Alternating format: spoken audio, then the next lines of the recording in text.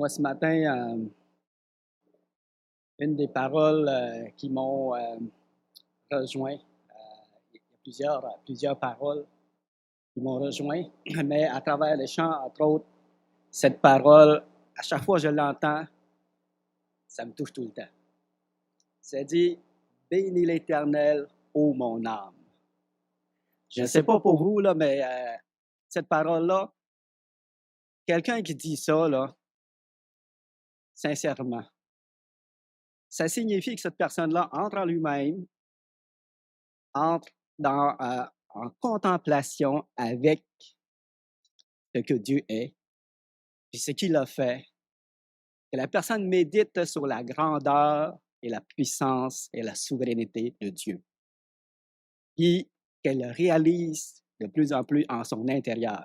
Alors, elle dit, « Bénis l'Éternel, ô mon âme. » Hey, quand on fait ça, je ne sais pas si vous avez déjà fait ça dans votre vie, mais de rentrer en vous-même, de méditer sur la grandeur et la souveraineté de Dieu. Puis que vous sentez votre cœur là, débordant de joie dans cette contemplation-là de notre Seigneur. Si vous ne l'avez jamais fait, je vous encourage à faire l'expérience parce que Dieu est vraiment digne de louange et d'adoration. Et on est béni en faisant ça. Et bien entendu, il y a plein d'autres choses qui m'ont touché ce matin. Alors, merci beaucoup pour les chants, les prières et tous les commentaires qui ont été apportés dans la présidence. Ce matin, nous allons continuer sur l'Épître aux Galates, le chapitre 1. Alors, est-ce que tu peux afficher la présentation? OK. Juste un petit rappel de ce qu'on s'était dit la dernière fois. Ça fait quand même un petit bout. Je me rends compte que je ne suis pas venu en avant. Alors, on se rappelle que le but principal de l'Épître aux Galates, c'est vraiment de traiter un problème grave qu'on appelle un faux évangile qui s'est introduit parmi les Galates. Et que c'est important de ramener tout ça dans le bon chemin, à la bonne évangile. On se rappelle que c'était un évangile qu'il recevait, c'est premièrement de Paul, c'était parfait, mais après ça, d'autres personnes sont venues et leur ont dit, la foi, c'est pas suffisant, il faut que tu fasses des œuvres aussi. Alors, ils ont parlé de circoncision, il fallait que tu te fasses circoncire parce que sinon, alors, ce fut après ça un évangile mêlé avec les œuvres de la loi. Et c'est pas ça que le Seigneur veut, c'est pas cet évangile-là qui sauve, c'est la foi en le Seigneur Jésus qui sauve. Et vous vous souvenez de ces 5 points? On a parlé de salutation, on a parlé de l'égarement des Galates et on a parlé de l'évangile qui est authentique, véritable et immuable. Avant de continuer la deuxième partie, ce matin, nous allons voir l'évangile reçu par révélation et l'évangile confié à un ennemi. Mais avant de toucher à ces deux points-là, j'aimerais qu'on revienne sur l'évangile authentique, véritable et immuable. On peut lire dans Galates 1. Galates 1, le verset 8 et 9. Ça dit ceci.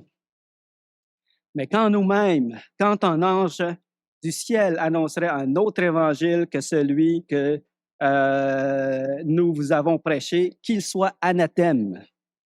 Il répète, nous avons dit précédemment, et je le répète à cette heure, si quelqu'un vous annonce un autre évangile que celui que vous avez reçu, qu'il soit anathème. Moi, ce que j'aimerais vous préciser ce matin, ce que je n'ai pas fait la dernière fois, c'est sur le mot anathème. Parce que là, ce qu'on est en train de lire ici, là, c'est une chose grave.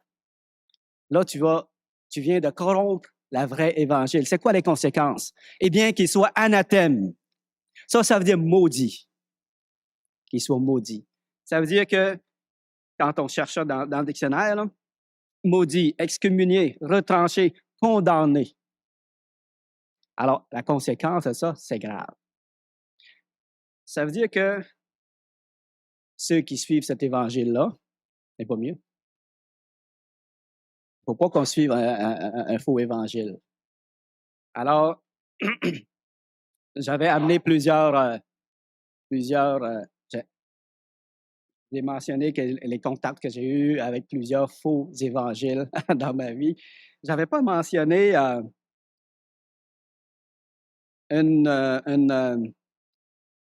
groupe important que beaucoup de monde vous connaissez, l'Église catholique. Vous savez comment vous connaissez ces enseignements de l'Église catholique plus que moi. En tout cas, vous avez vécu beaucoup là-dedans. Moi, pas beaucoup.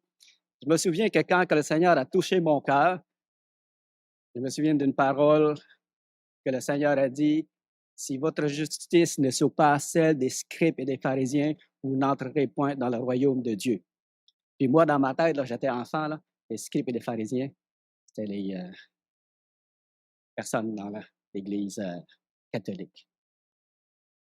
Puis je ne voyais pas le Saint-Esprit dans cette Église-là parce qu'à chaque fois que j'assistais à une réunion dans le cours de catéchèse, je ne voyais pas vraiment le Saint-Esprit à travers ça. Et évidemment, on enseigne qu'il faut faire des œuvres pour être sauvé. Puis même plus, à un moment donné, j'ai entendu dire que tu peux acheter des indulgences, puis tu es sûr d'aller au ciel.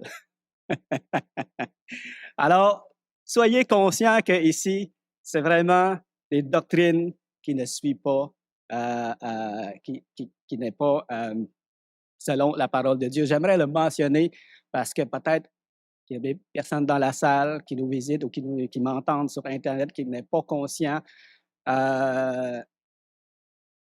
Tous ces enseignements-là qu'on entend à travers l'Église catholique romaine, elle n'est pas selon la parole de Dieu. Alors, je voulais juste compléter ce que j'ai manqué de mentionner la dernière fois. Maintenant, bon, priez. Demander au Seigneur de nous conduire. Père Saint, je te prie, Seigneur Dieu, de bénir ta parole, de nous guider dans cette étude, qu'on puisse vraiment voir ta gloire à travers ce que tu as fait dans la vie de Paul, Seigneur. Parce que tu as agi souverainement. Et ce matin, j'aimerais faire refléter cette gloire-là, cette souveraineté-là que tu as accomplie dans sa vie, Seigneur. Alors, conduis-nous et merci d'avance, Seigneur. Amen. Avant de continuer dans la deuxième partie, j'aimerais vous lire un verset dans 1 Corinthiens 1, 1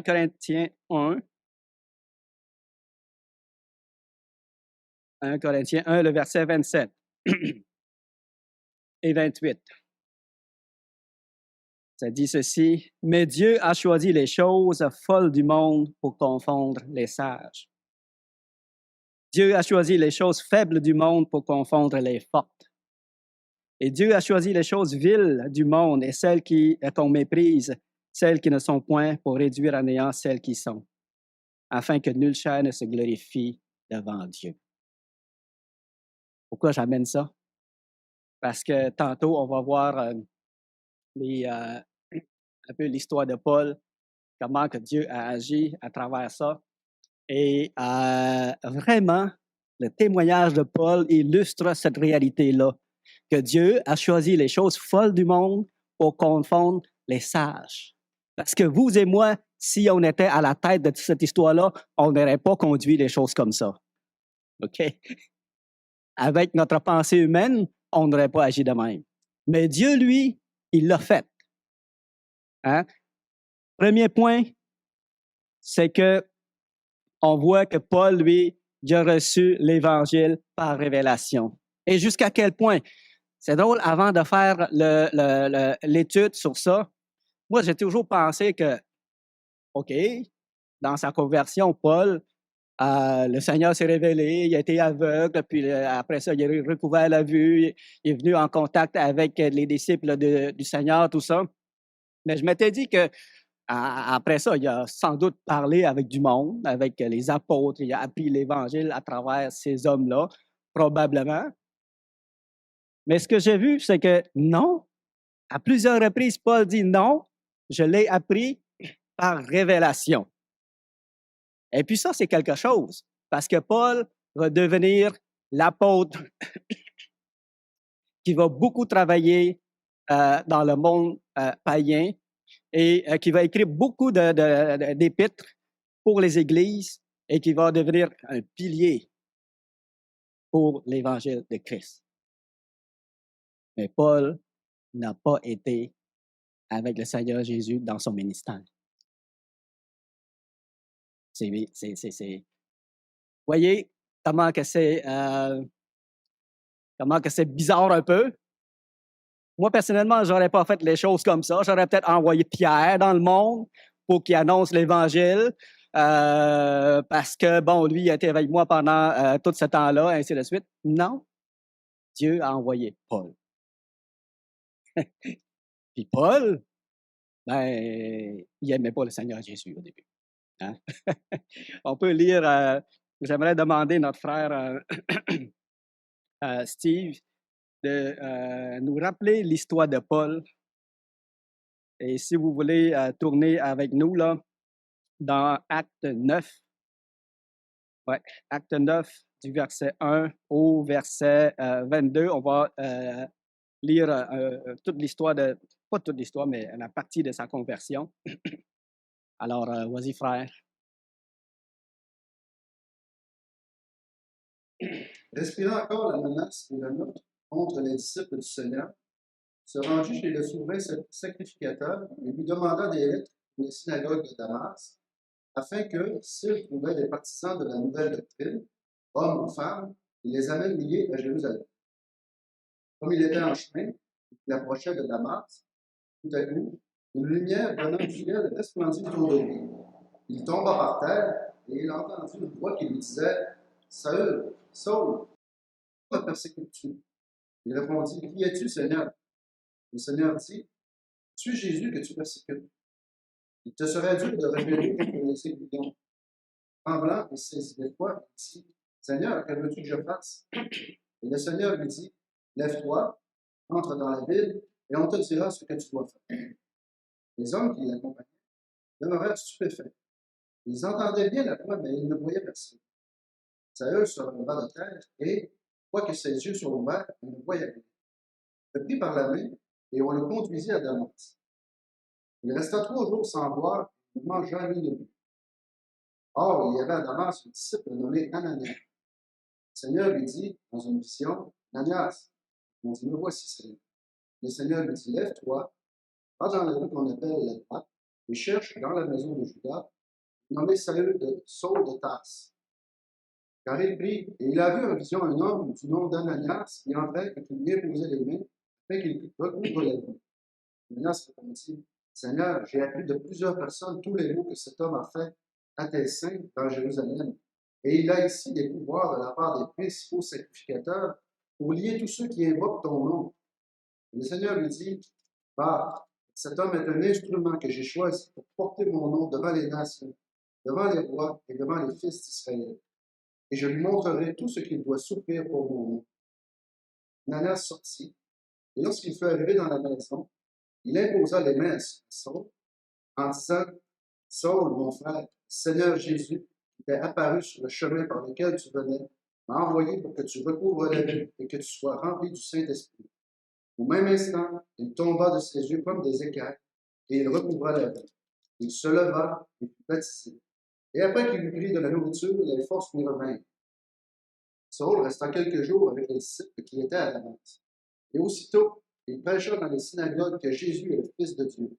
Tous ceux qui l'entendaient étaient dans l'étonnement et disaient, n'est-ce pas celui qui persécutait à Jérusalem ceux qui invoquent ce nom?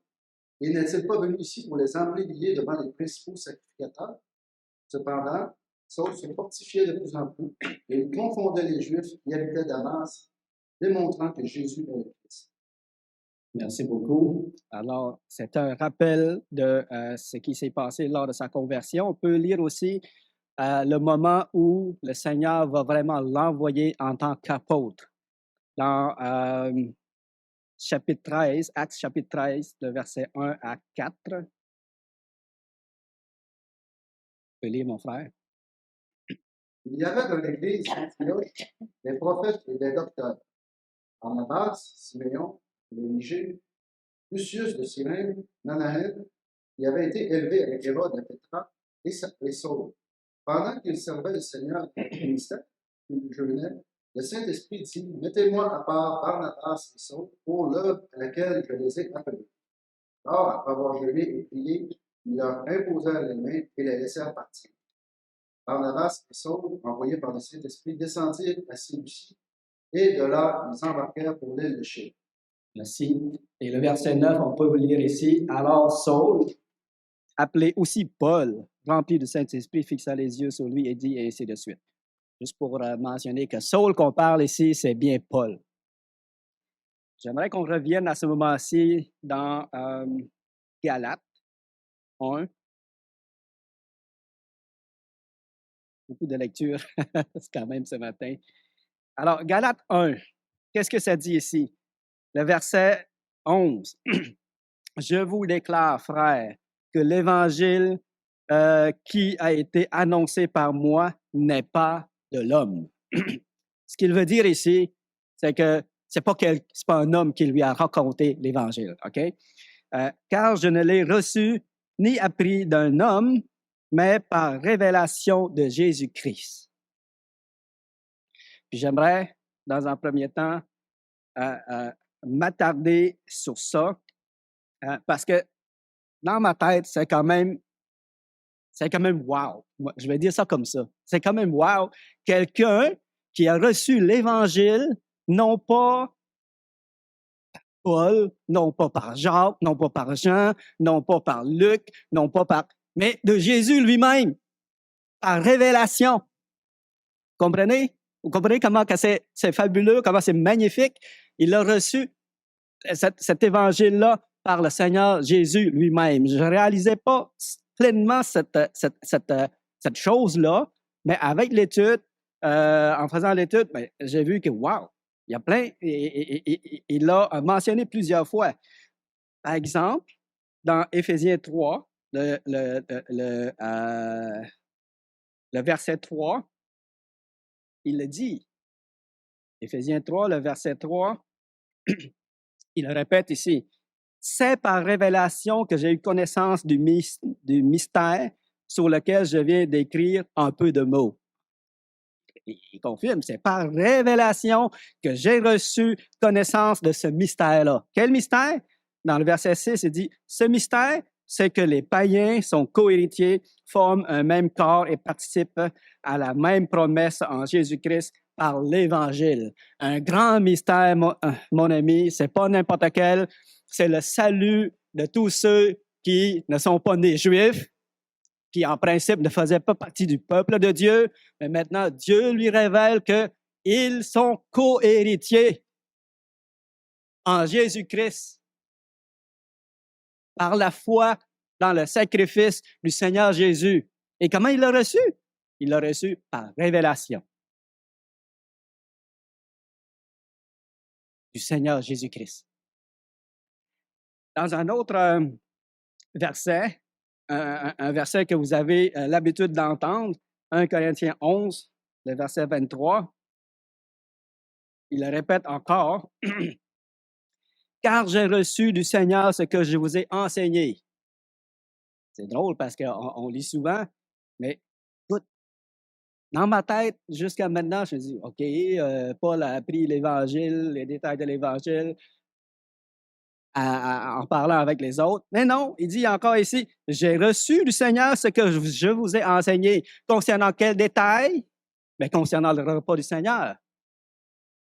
C'est le Seigneur qui lui a raconté directement qu'est-ce qui s'est passé. Il dit, c'est que le Seigneur, dans la nuit où il fut livré, prit du pain et après avoir rendu grâce, le rompit et dit, ceci est mon corps qui est rompu pour vous. Faites ceci en mémoire de moi. De même, après avoir soupé, il prit la coupe et dit, cette coupe est la nouvelle alliance en mon sang. Faites ceci en mémoire de moi toutes les fois que vous en boirez, car toutes les fois que vous mangez ce pain et que vous buvez cette coupe, vous annoncez la mort du Seigneur jusqu'à ce qu'il vienne. Le Seigneur lui-même a révélé ces détails-là à Paul. Est-ce que vous avez remarqué ça? C'est quand même merveilleux. Alors, ce que Paul est en train de dire ici, si on revient dans Galates, ce que Paul est en train de dire ici, écoutez, là, l'évangile que je vous ai annoncé là, est immuable, est authentique. Il n'est pas dilué de bouche à oreille, ou par le raisonnement des hommes, ou par un docteur quelconque qui aurait interprété les choses. Non, non, non, non, non. Moi, je vous annonce ce que j'ai reçu de Jésus lui-même, par une révélation du Seigneur Jésus-Christ, le verset 12.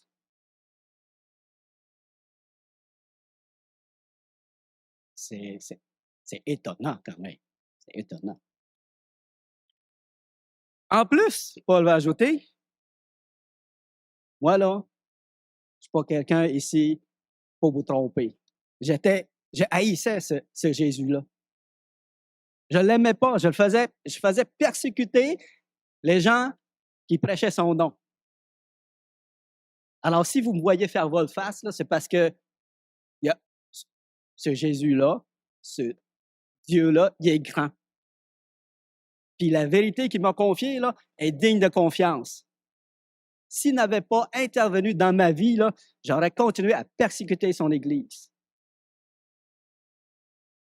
Mais dans sa souveraineté, Dieu s'est révélé à moi, il m'a confié l'Évangile, je vous l'annonce, et il ne doit pas être changé par personne. Pas même par moi si je revenais 180 degrés puis je vous dis autre chose. Mais que je sois maudit.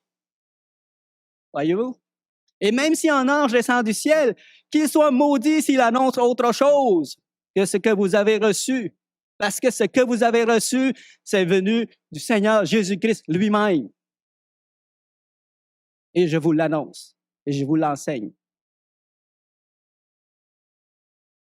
C'est drôle parce que moi, à la place de Dieu, j'aurais pas fait les choses de même. C'est ça, c'est ça que j'aimerais faire refléter pour que vous puissiez voir ici la grandeur de Dieu dans cette histoire-là. Et d'autant plus qu'il était un ennemi de cet évangile-là dont il prêche. On peut lire la suite ici. Vous avez su, en effet, le verset 13, dans Galates 1, vous avez su, en effet, quelle était autrefois ma conduite dans le judaïsme, comment je persécutais à outrance et ravageais l'Église de Dieu, et comment j'étais plus avancé dans le judaïsme que beaucoup de ceux de mon âge et de ma nation, étant animé d'un zèle excessif pour les traditions de mes pères. Alors, Paul est en train de dire que je ne suis pas n'importe qui. Dans ce temps-là, j'étais pas mal zélé. Puis je combattais l'Évangile de Christ. J'étais très avancé. Autrement dit, il était comme dans les tops qui étaient contre l'Évangile de Christ. C'est ça que ça veut dire.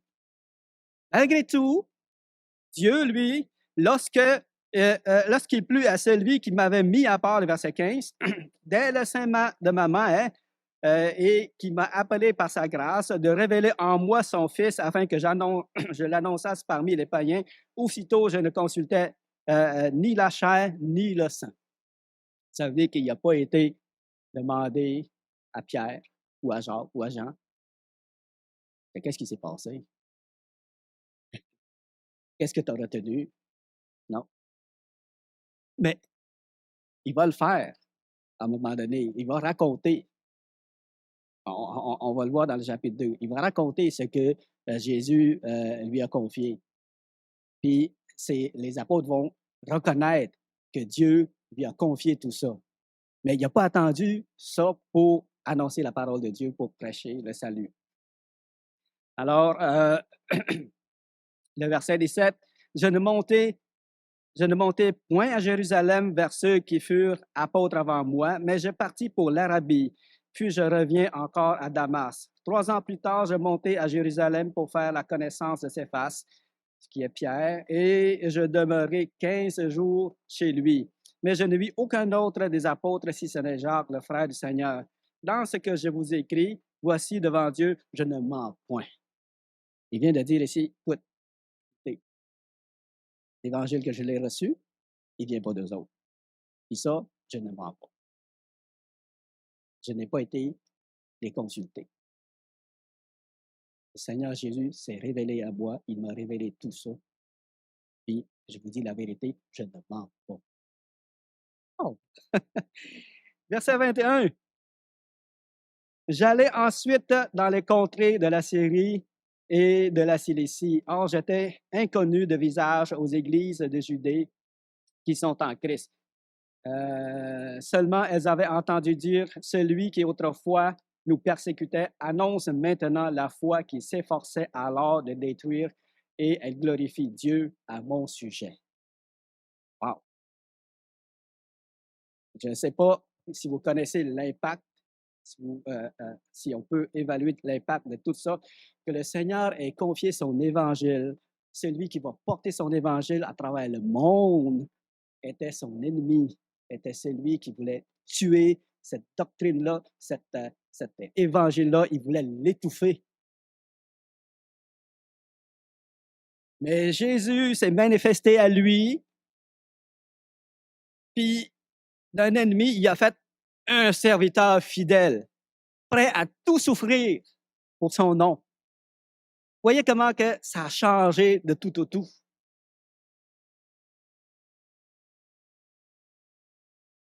Nous autres, je veux dire, si vous avez un message important, allez-vous envoyer votre ennemi pour dire le message? Non, non. Mais Dieu, lui, il l'a fait. En faisant ça, il a prouvé au monde entier que, premièrement, son évangile a une valeur inestimable. Même un ennemi sait le reconnaître.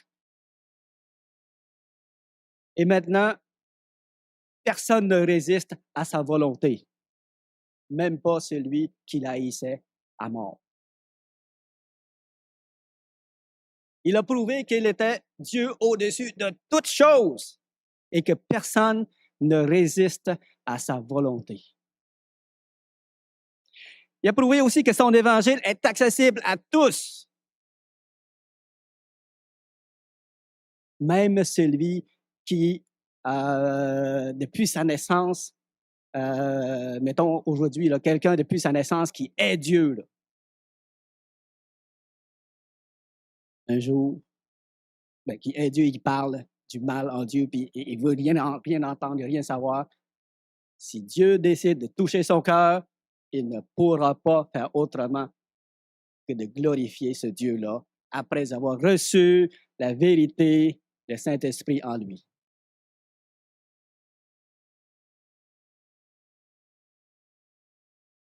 Puis ça, là, on voit l'accomplissement de cette parole-là. C'est même Paul qui l'a dit. Dieu a choisi les choses folles du monde pour confondre les sages. Dieu a choisi les choses faibles du monde pour confondre les fortes. Son agissement était, on va dire, le verset, sa pensée est au-dessus de nos pensées. Et ses voies sont au-dessus de nos voies.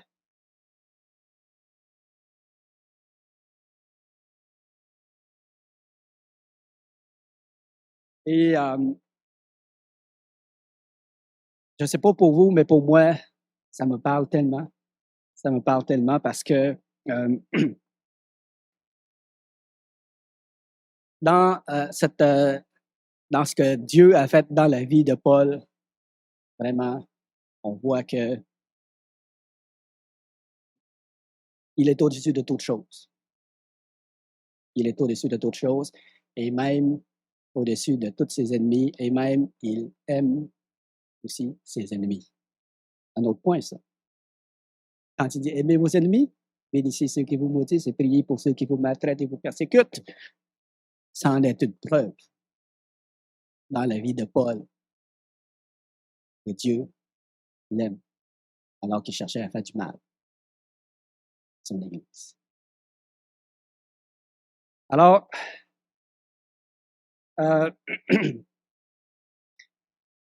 j'ai de la misère un peu à exprimer tout ce contexte-là, dans le sens que tout ça prouve davantage que Paul n'a pas inventé cet évangile-là. Il ne l'a pas inventé. Il n'y a aucune raison de l'inventer lui-même. Il haïssait. C'est par la puissance du Seigneur qu'il a reçu tout ça, puis qu'il a été converti, puis que maintenant, je vous annonce un évangile que vous ne devez point diluer avec aucune autre chose. Amen. Alors, grand Dieu Tout-Puissant, béni sois-tu, Seigneur, pour tout ce que tu fais, pour tout ce que tu es. Tu nous as montré ta puissance, ta souveraineté dans la vie de Paul, Seigneur. Et on veut te glorifier, on veut t'adorer, on veut te louer pour tout ce que tu as fait, Seigneur. Sois béni. Amen. Avant que je laisse la parole à mon frère, s'il y a quelqu'un dans cette salle qui n'a pas encore pris la décision de recevoir le Seigneur Jésus, que vous soyez même son pire ennemi, réfléchissez à ça.